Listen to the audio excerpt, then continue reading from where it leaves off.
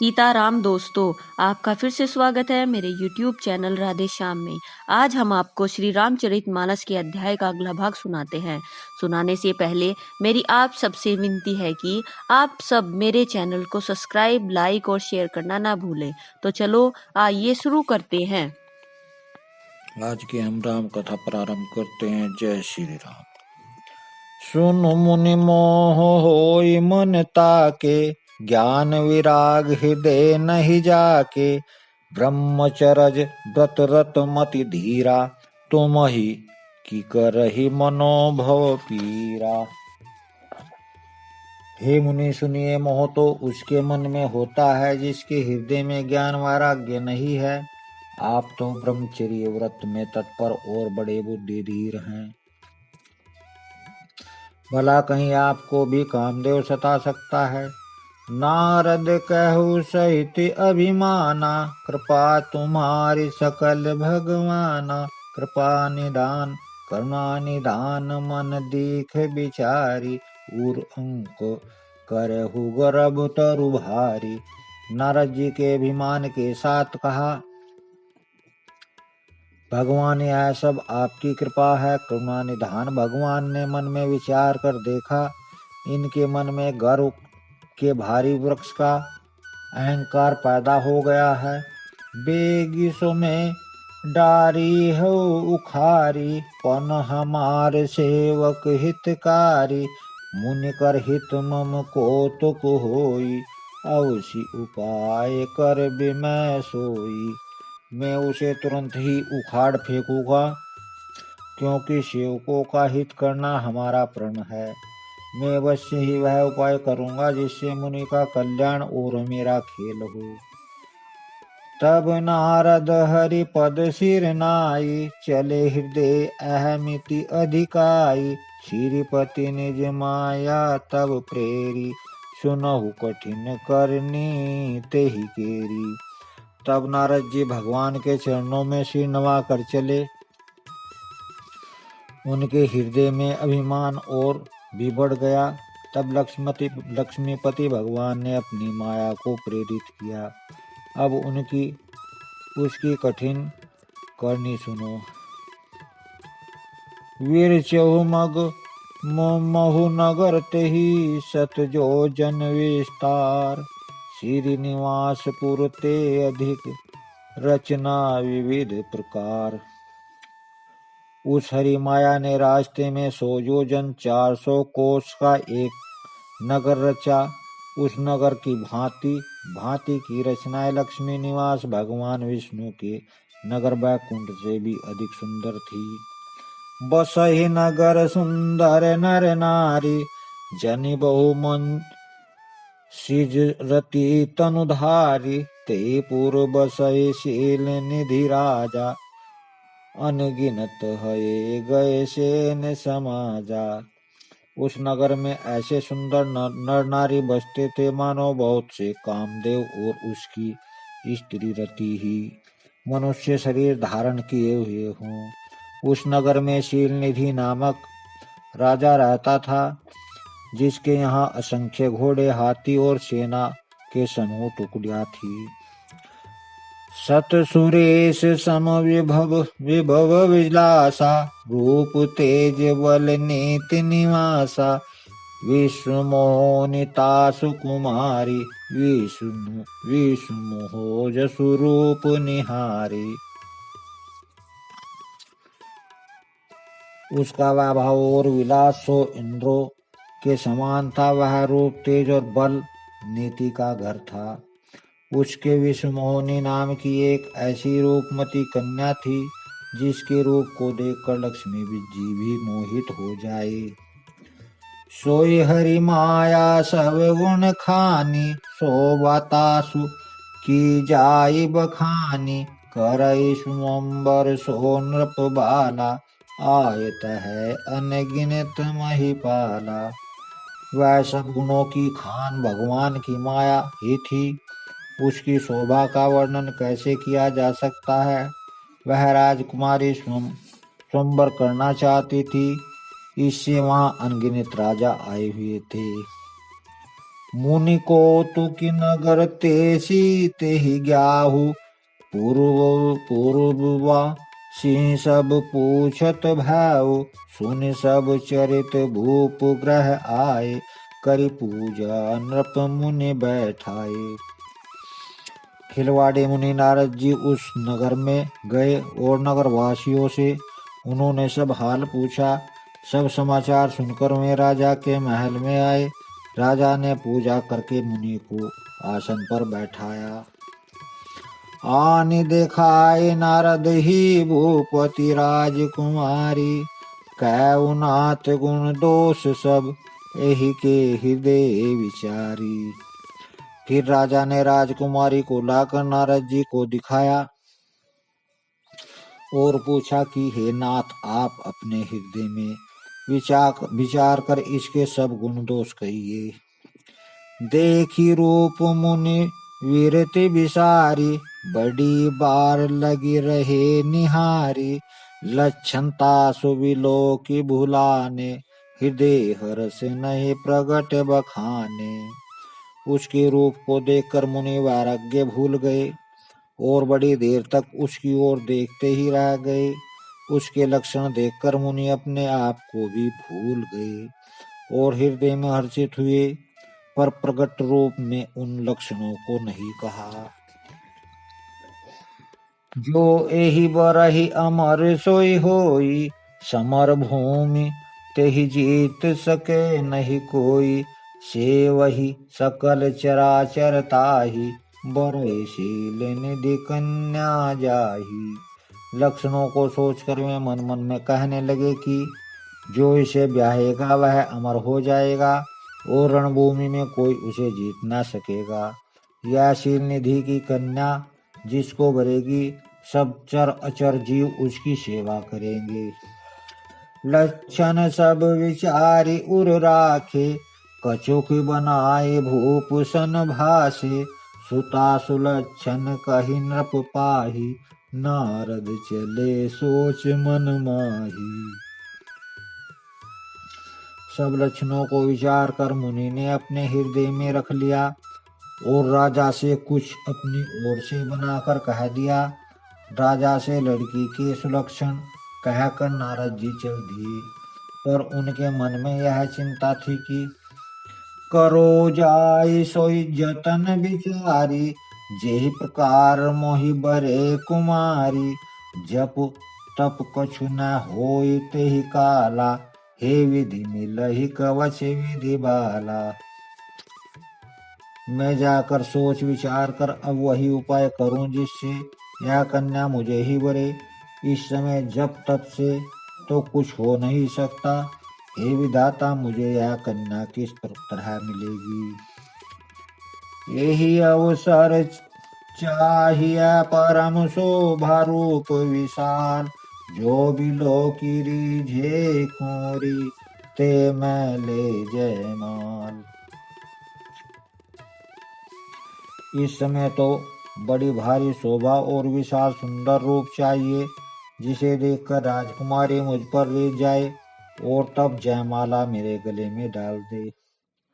Harrison मांगो सुंदरताई हो यही जात गरुहु अति भाई मोर हित हरि सम नहीं को यही अवसर सहाय सोए हो। एक काम करूं कि भगवान से सुंदरता मांगूं पर भाई उनके पास जाने में तो बहुत देर हो जाएगी किंतु श्री हरि के समान मेरा हितु भी कोई नहीं इसलिए इस समय में ही मेरे सहायक हैं। बहुविधि विनय की नित ही काला प्रगट हो प्रभु को तु की कृपाला प्रभु बिलो की मुनि नयन जुड़ाने हो यही काजु ये हर्षाने। उस समय नारद जी ने भगवान की बहुत प्रकार से विनती की तब लीलामय कृपालु प्रभु वहीं प्रकट हो गए। स्वामी को देखकर नारद जी के नेत्र शीतल हो गए और वे मन ही मन बड़े हर्षित हुए कि अब तो काम बन ही जाएगा। अति आरती कही कथा सुनाई करहु कृपा करि हो सहाई आपन रूप देहु प्रभु मोहि, आन भांति नहीं पावो ओहि। नारद जी ने बहुत आठ दीन होकर सब कथा कह सुनाई और प्रार्थना की कि कृपा कीजिए, कृपा करके मेरे सहायक बनिए। हे प्रभु, आप अपना रूप मुझको दीजिए और किसी प्रकार में उस राजकन्या को नहीं पा सकता। जेहि विधि नाथ होई हुत मोरा, करऊ सुबेगी दास में तोरा। निज माया बल देखी विशाला, हिये हंसी बोले दीन दयाला। हे नाथ, जिस तरह मेरा हित हो आप वही शीघ्र कीजिए। मैं आपका दास हूँ। अपनी माया का विशाल बल देकर दीन दयालु भगवान मन ही मन हंसकर बोले। जेहि विधि हो यही परम हित, नारद सुनहु तुम्हार। सोई हम करब न आन कछु, वचन न मर्ष हमार। हे नारद जी, सुनो, जिस प्रकार आपका परम हित होगा हम वही करेंगे, दूसरा कुछ नहीं। हमारा वचन असत्य नहीं होता। कुपथ माग रुज व्याकुल रोगी, वैद न दे सुनहु मुनि जोगी। एहि विधि हित तुम्हार मैं ठायहु, कही अस अंतरहित प्रभु भयहु। हे योगी मुनि सुनिए, रोग से व्याकुल रोगी, कुपथ मार्ग को वैद उसे नहीं देता इसे। इसी प्रकार मैंने भी तुम्हारा हित करने की ठान ली है। ऐसा कहकर भगवान अंतर्ध्यान हो गए। माया विपस भये मुनि मूढ़ा, समुझ नहीं हरि गिरा निगूढ़ा।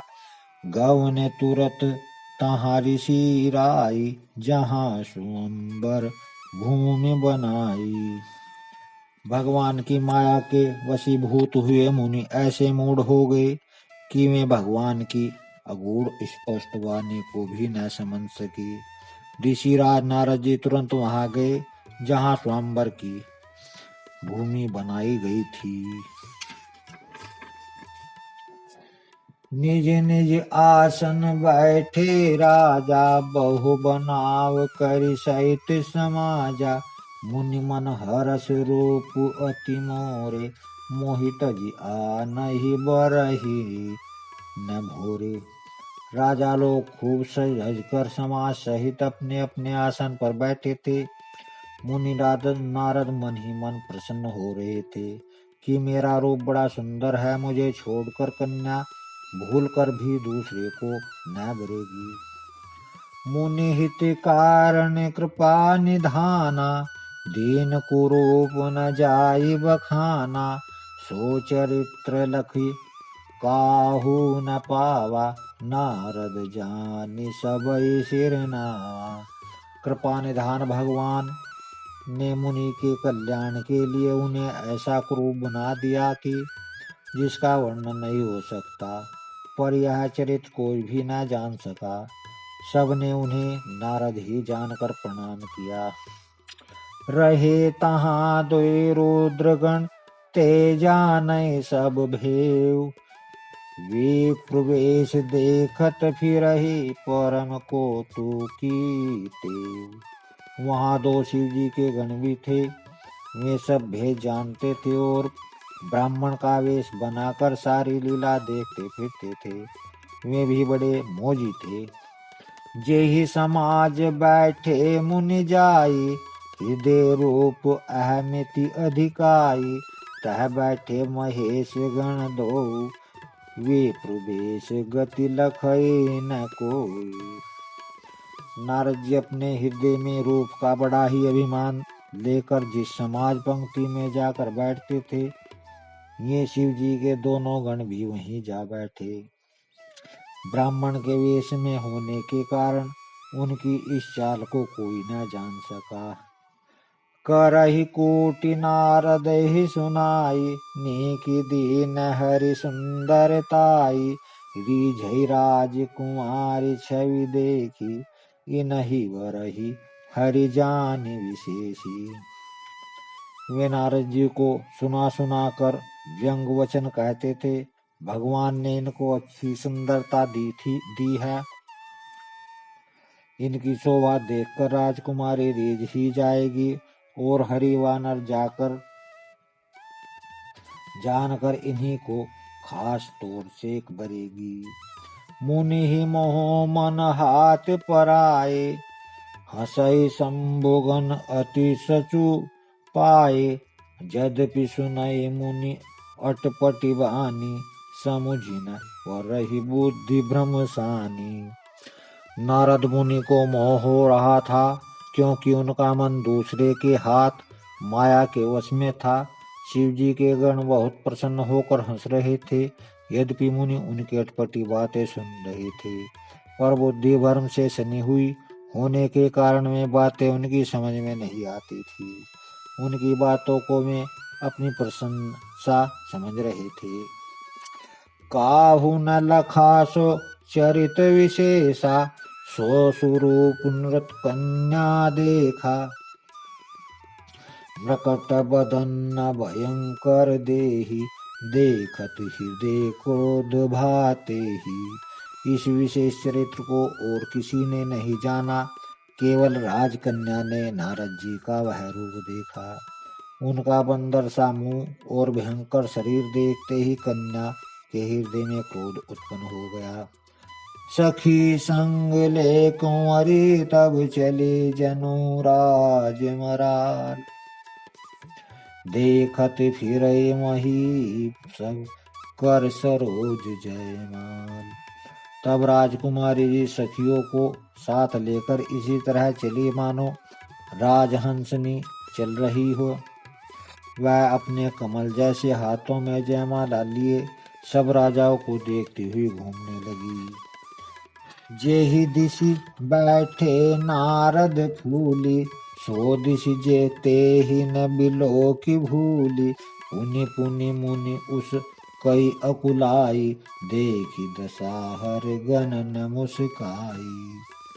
जिस ओर नारद जी रूप के गर्व में फूले बैठे थे, उस उनके भूल कर भी नहीं ताका। नारद मुनि बार बार उछलते और छटपटाते हैं। उनकी दशा देखकर शिव जी के गण मुस्कुराते हैं। धरी नृपतनु तह गयहु कृपाला, कुंवरी हर्षि में लऊ जयमाला। दुलनी ले गे लक्ष्य निवासा, नृप समाज सब भयउ निराशा। कृपालु भगवान भी राजा का शरीर धारण कर वहां जा पहुंचे। राजकुमारी ने हर्षित होकर उनके गले में जयमाला डाल दी। लक्ष्मी निवास भगवान दुल्हन को लेकर गए। सारी राजमंडली निराश हो गई। मुनि अति विकल मोह मति ठाना थी, मणिगिरि न गई छूट जनु गांठी। तब हर गण बोले मुस्काई, निज मुख मुकुर बिलो कहु जाई। मोह के कारण मुनि की बुद्धि नष्ट हो गई थी। इससे में राजकुमारी को गई देख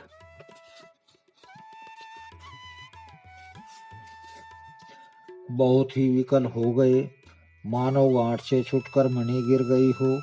तब शिव जी के गणों ने मुस्कुराकर कहा, जाकर दर्पण में अपना मुंह तो देखिए। अस कही दो भागे भय भारी, बदन देख मुनि बारी निहारी। बेसु बिलो की क्रोध अति बाढ़ा, तिनहि सराप दीनी अति गाढ़ा। ऐसा कहकर वे दोनों बहुत भयभीत होकर भागे। मुनि ने जल में झांक कर अपना मुंह देखा। अपना रूप देखकर उनका क्रोध बहुत बढ़ गया। उन्होंने शिव जी के उन गुणों को अत्यंत कठोर श्राप दिया। हो निशाचर जाए तुम कपटी पापी दो, हंसहु हम ही सो लेहु फल, बरहु हंसहु मुनि को। तुम दोनों कपटी और पापी जाकर राक्षस हो जाओ। तुमने हमारी हंसी की, उसका फल चखो। अब फिर किसी मुनि की हंसी न करना। पुनि जल देख रूप निज पावा, तदपि हृदय संतोष न आवा। फरकत अधर कोप मन माही, सदपि चले कमलापति पाही। मुनि ने फिर जल में देखा तो उन्हें अपना असली रूप प्राप्त हो गया, तब भी उन्हें संतोष न हुआ। उनके होठ फड़क रहे थे और मन में क्रोध भरा था। तुरंत ही में भगवान कमलापति के पास चले। आज की राम कथा में समाप्त करते हैं। जय श्री राम। अगर आपको मेरी वीडियो अच्छी लगी तो बेल आइकन दबाना ना भूलें, ताकि आपको मेरे आने वाली वीडियोस का नोटिफिकेशन मिलता रहे। धन्यवाद। जय श्री राम।